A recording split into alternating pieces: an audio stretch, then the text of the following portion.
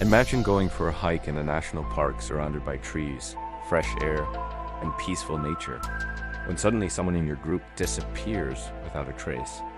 No sound, no struggle, nothing. That's what the missing 411 phenomenon is all about. Strange disappearances, mostly in wilderness areas. There's in national parks that don't seem to make sense. The term comes from David Paulides, a former police officer who started noticing odd patterns in missing person cases, reported in places like Yosemite, Yellowstone, and the Great Smoky Mountains. Often, people vanish in areas that search teams have already combed through multiple times using helicopters, dogs, and heat sensors, but no sign is found until days or weeks later. When the person's body or belongings turn up in the same spot the searchers had looked before.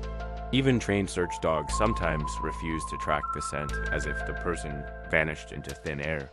Another weird detail is that clothing or shoes are sometimes found neatly piled far from where the person disappeared.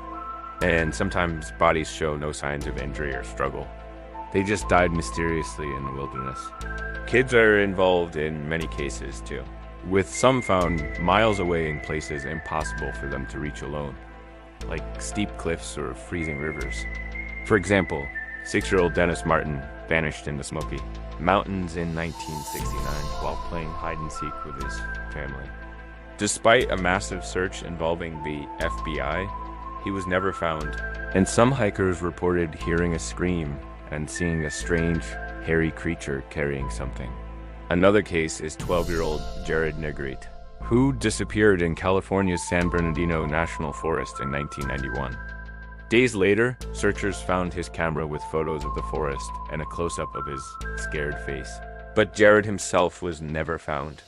Then there's 2-year-old Keith Parkins, who disappeared from his family's ranch in Oregon in 1952 and was found 19 hours later, over 12 miles away across mountains and fences, impossibly far for a toddler. In 2015, 2-year-old Dior Coons vanished while camping in Idaho. Despite intense searches, including draining a pond, no trace was found. And 14-year-old Stacy Ann Aris disappeared in Yosemite in 1981 during a horseback trip. Her camera lens was later found, but she was never seen again. So what's causing these disappearances? Some say accidents, wild animals, or bad weather explain some cases, but many don't fit those ideas. Others think kidnappers or criminals may be involved, but often there's no sign of a struggle, and belongings are left behind strangely.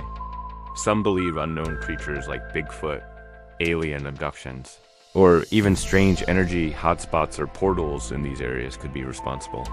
People report strange lights and sounds near where people go missing.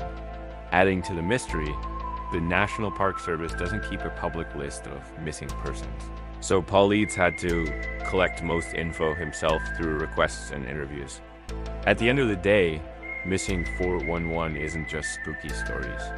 It's about real people vanishing in places that should be safe. And many people keep searching for answers, hoping to uncover the truth. So, what do you think? Is it accidents or something more mysterious? If you enjoyed learning about the missing 411, hit like, subscribe for more strange stories, and share your thoughts or experiences in the comments.